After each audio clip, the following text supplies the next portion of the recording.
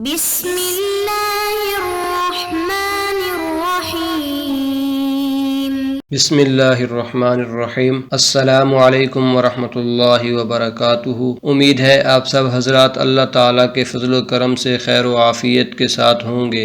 اسلامیات کے مضمون اسلامی اخلاق و تصوف کا آج ہمارا سبق نمبر 9 ہے، اور آج کے اس سبق کے اندر ہم گفتگو کریں گے شعبہ سائنس اور ٹیکنالوجی کے حوالے سے اخلاقیات کے عنوان پر۔ اور آج کا سبق شروع کرنے سے پہلے پچھلے سبق کا خلاصہ دیکھ لیتے ہیں۔ پچھلے سبق کے اندر ہم نے بنیادی طور پر مندرجہ ذیل 4 باتوں پر گفتگو کی تھی۔ نمبر 1 انصاف سے محروم طبقہ، نمبر 2 قرآن و حدیث میں قیدیوں سے اچھا سلوک کرنے کا حکم، نمبر 3 سورہ محمد اور قیدیوں کے متعلق ہدایات، نمبر 4 قیدیوں کے بارے میں اخلاقی ذمہ داریاں۔ اور آج کے اس سبق کے اندر ہم مندرجہ ذیل 3 باتوں پر گفتگو کریں گے۔ نمبر 1 قرآن و حدیث اور نظام کائنات میں غور و فکر، نمبر 2 سائنس اور ٹیکنالوجی کا مفہوم، نمبر 3 شعبہ سائنس اور ٹیکنالوجی اور اخلاقیات۔ آئیے اب ذرا ان باتوں پر تفصیل کے ساتھ گفتگو کرتے ہیں۔ ہماری سب سے پہلی بات تھی قرآن و حدیث اور نظام کائنات میں غور و فکر۔ آیت نمبر 1 ہے سنریہم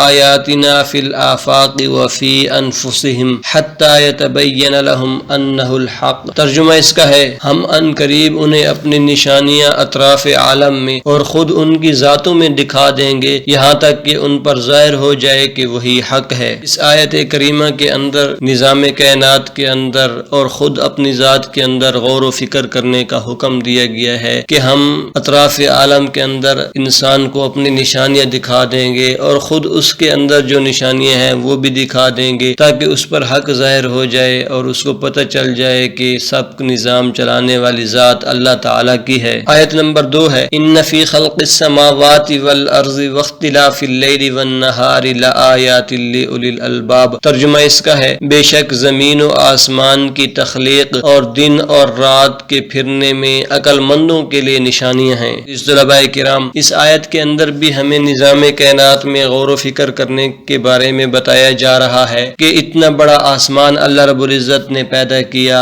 اور اتنی بڑی زمین پیدا کی ہے، اسی طرح کبھی دن ہوتا ہے کبھی رات ہوتی ہے، تو ان چیزوں کے اندر غور و فکر کریں گے تو عقل مند لوگوں کے لیے اس میں بڑی نشانیاں ہیں۔ حدیث مبارکہ ہے تداؤوا فإن اللہ لم ينزل داء الا انزل له شفاء۔ ترجمہ اس کا ہے علاج کرو کیونکہ اللہ نے جتنی بھی بیماریاں اتاری ہیں ان کا علاج بھی اتارا ہے۔ اس حدیث مبارکہ کے اندر بھی ہمیں اس بات کی ترغیب دی جا رہی ہے کہ کوشش کرو، تلاش جاری رکھو، کیونکہ اللہ رب العزت نے اگر کوئی بیماری اتاری ہے تو ساتھ میں اس کا علاج بھی اتارا ہے۔ باقی یہ انسان کی مہارت پر ہے کہ وہ کتنا غور و فکر کر کے اس کا علاج تلاش کرتا ہے۔ عزیز طلباء کرام مندرجہ ذیل 2 آیات اور حدیث مبارکہ سے ہمیں اس بات کا پتہ چلا کہ ہمیں کائنات کے اندر اور نظام کائنات کے اندر غور و فکر کرنا چاہیے، کیونکہ اس کے اندر بہت ساری چیزیں ایسی ہیں جن کا ہمیں علم نہیں ہے۔ جب ہم تجربات کریں گے، غور و فکر کریں گے تو بہت ساری چیزیں ہمارے سامنے آئیں گی۔ اور سائنس اور ٹیکنالوجی کے اندر بھی یہی ہوتا ہے کہ غور و فکر کی جاتی ہے، مشاہدات کیے جاتے ہیں، تجربات کیے جاتے ہیں۔ اگرچہ اس حقیقت سے انکار نہیں کر سکتے کہ قرآن سائنس کی کتاب نہیں ہے، بلکہ قرآن کریم کا اصل اور بنیادی مقصد انسان کی ہدایت ہے، لیکن یاد رکھیں کہ حقیقت تک پہنچنے کے لیے جن چیزوں پر سائنس کا انحصار ہے، قرآن بھی اس سچائی تک پہنچنے کی غرض سے ان چیزوں کو ذریعہ اور سبب بنانے سے منع نہیں فرماتا۔ دنیا کے عظیم سائنسدانوں اور مفکرین نے کھلے دل سے اس بات کا، اس حقیقت کا اعتراف کیا ہے کہ قرآن میں دعوت مطالعہ فطرت اور اپنے آپ کے اندر، اپنی جانوں کے اندر اور آفاق کے اندر سائنس کی ترقی میں بنیادی اور اہم کردار ادا کرنے والی چیز ہے۔ عزیز طلباء کرام اب بات کرتے ہیں اپنے آج کے سبق کی دوسری بنیادی بات پر، جس کا عنوان تھا سائنس اور ٹیکنالوجی کا مفہوم۔ میں ہم مندرجہ ذیل 2 باتوں پر گفتگو کریں گے۔ نمبر 1 سائنس اور ٹیکنالوجی کا مفہوم، نمبر 2 سائنس اور ٹیکنالوجی اور دور حاضر۔ پہلی بات سائنس اور ٹیکنالوجی ٹیکنالوجی کا مفہوم۔ نمبر 1، سائنس کا مفہوم۔ سائنس ایک منظم طریقہ کار کے تحت کسی بات کو جاننے یا اس کا علم حاصل کرنے کو کہا جاتا ہے، اور ٹیکنالوجی کا مفہوم ہے کہ سائنس اور معلومات کے فنی اور عملی استعمال کو ٹیکنالوجی کہتے ہیں۔ سائنس کا ہدف سائنسی معلومات کو حاصل کرنا ہوتا ہے، اور ٹیکنالوجی کا ہدف ایسی مصنوعات تیار کرنا ہوتا ہے جو مسائل کو حل کرنے اور انسانی زندگی کو بہتر بنانے کے لیے استعمال ہوتی ہیں۔ دوسرے الفاظ کے اندر ہم یوں بھی تعبیر کر سکتے ہیں کہ سائنس کے عملی استعمال کو ٹیکنالوجی کہا جاتا ہے۔ عزیز طلباء کرام، ہمارے آج کے سبق کی تیسری بنیادی بات تھی سائنس اور ٹیکنالوجی اور دور حاضر۔ اگر ہم موجودہ دور پر بات کریں تو آج کا دور سائنس اور ٹیکنالوجی کا دور ہے، اور زندگی کے ہر شعبے کے اندر سائنس اور ٹیکنالوجی نے انقلاب برپا کر دیا ہے، چاہے وہ تعلیم کا شعبہ ہو، معاشیات کا شعبہ ہو، سیاسی شعبہ ہو، سماجی شعبہ ہو، سائنس اور ٹیکنالوجی نے انقلاب برپا کر دیا ہے۔ اور اسی سائنس اور ٹیکنالوجی کی وجہ سے انسان چاند پر پہنچنے پر بھی کامیاب ہو گیا، اور مزید یہ کہ انسان اتنی ترقی کر رہا ہے کہ اب آسمان کو چھونے کی خواہش ہے، اور ٹیکنالوجی کی وجہ سے زرعی پیداوار میں بہت زیادہ اضافہ ہوا ہے۔ اسی طرح مشینوں سے سارے کے سارے کام آسان ہو گئے ہیں۔ پہلے انسان بڑی محنت کرتا تھا،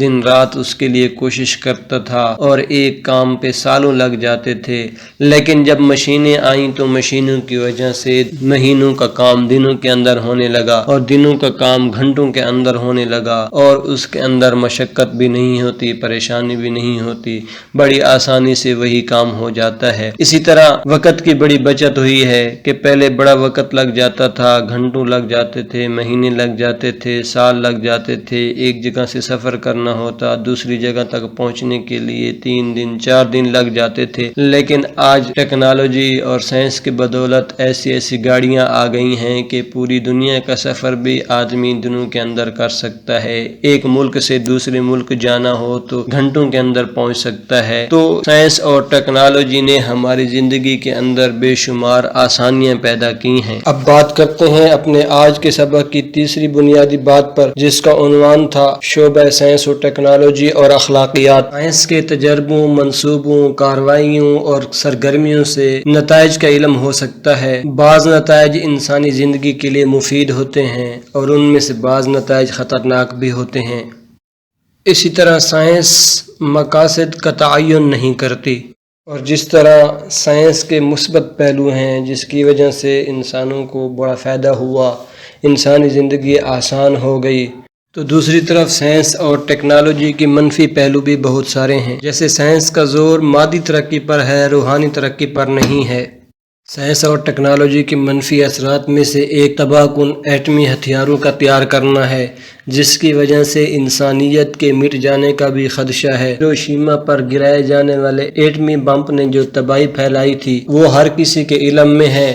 ہزاروں لوگ لقمہ اجل بن گئے، اور اسی طرح ہزاروں لوگ بیمار ہو کر بعد میں تڑپ تڑپ کر مر گئے، اور اس بم نے میلوں تک تباہی پھیلا دی تھی، اور پورے کا پورا شہر ختم ہو گیا تھا۔ اسی طرح سائنس اور ٹیکنالوجی کی وجہ سے فضائی آلودگی پھیل رہی ہے، قسم قسم کی گاڑیاں بن گئی ہیں، فیکٹریاں بن گئی ہیں، اور ان کا دھواں فضا کو آلودہ کر رہا ہے۔ ہماری اخلاقی ذمہ داری یہ ہے کہ جتنا ہو سکے، جس حد تک ہو سکے، ہم اپنی گاڑیوں اور فیکٹریوں کے دھوئیں سے فضا کو محفوظ رکھنے کی کوشش کریں۔ اسی طرح موبائل وغیرہ کے ذریعے سے ناچاکیاں پیدا ہو گئی ہیں، دوریاں پیدا ہو گئی ہیں۔ آدمی میلوں دور بیٹھے لوگوں سے تعلقات تو بنا لیتا ہے، ان کا حال احوال معلوم کر لیتا ہے، لیکن اپنوں سے دوری ہے۔ گھر کے اندر رہتے ہوئے ماں باپ بہن بھائی سے دوری ہوتی ہے۔ ہماری اخلاقی ذمہ داریوں میں سے یہ بات ہے کہ ہم اپنے رشتہ داروں کے ساتھ تعلقات کو جوڑیں، اور ان کے ساتھ اٹھنا بیٹھنا کریں، ان کے مسائل اور پریشانیوں کا حل تلاش کریں۔ اسی طرح سائنس اور ٹیکنالوجی کی وجہ سے جہاں ہمارے وقت میں بچت ہوئی ہے تو دوسری طرف بہت سارا وقت ضائع بھی ہوتا ہے۔ لوگ گھنٹوں سکرین پر گزار دیتے ہیں، اور ہر بندہ اسی کے اندر مصروف رہتا ہے، چاہے وہ بڑی عمر کا ہو، چھوٹی عمر کا ہو، عورت ہو، مرد ہو، ہر بندہ بڑی شوق سے اس کو استعمال کرتا ہے اور اپنے گھنٹوں کے گھنٹے اس اسکرین پر گزار دیتا ہے۔ تو ہماری اخلاقی ذمہ داری یہ بنتی ہے کہ ہم ضرورت کے تحت استعمال کریں، اپنا وقت ضائع نہ کریں۔ اسی طرح بے شرمی اور بے حیائی پھیلانے کا بھی یہ ایک ذریعہ ہے جو کہ اس کا منفی پہلو ہے۔ بے شمار ویب سائٹ ایسی ہیں جو بے حیائی پھیلانے کا ذریعہ بنی ہوئی ہیں۔ ہماری اخلاقی ذمہ داری یہ ہے کہ ہم اپنے حیا کو ختم نہ ہونے دیں اور ایسی فحش اور بےہودہ چیزیں دیکھنے سے گریز کریں۔ اس طرح عقائد میں بگاڑ اور فساد پیدا ہو رہا ہے۔ عقائد اور نظریات کو تبدیل کرنے کا سب سے مؤثر اور آسان ترین ذریعہ نیٹ ہے، اور اس نیٹ کے اوپر مذاہب باطلہ کی بے شمار ویب سائٹس موجود ہیں، اور آج کا نوجوان عقائد سے مکمل طور پر آگاہ نہیں ہوتا، جس کی وجہ سے وہ ان باطل مذاہب کا شکار ہو جاتا ہے۔ اس طرح آدمی سوشل میڈیا وغیرہ کو استعمال کر کے تنہائی اختیار کرتا ہے اور حقوق کی ادائیگی کے اندر کوتاہی کرتا ہے۔ حقوق اللہ کے اندر بھی کوتاہی ہوتی ہے، نماز وغیرہ کا نہ پڑھنا، نمازوں کا ضائع ہو جانا اور نمازوں سے لیٹ ہو جانا، اور اسی طرح حقوق العباد کے اندر بھی کوتاہی ہوتی ہے، ماں باپ کو وقت نہ دینا، اولاد کو وقت نہ دینا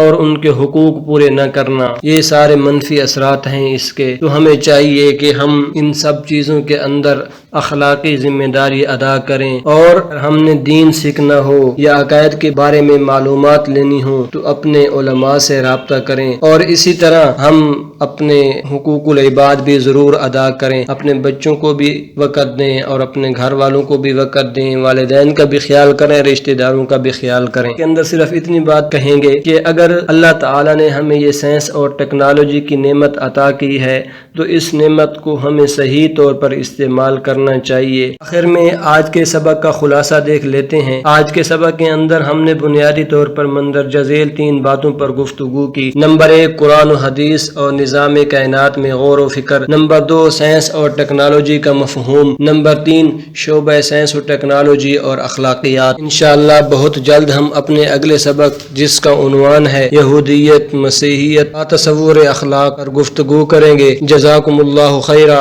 السلام علیکم ورحمۃ اللہ وبرکاتہ۔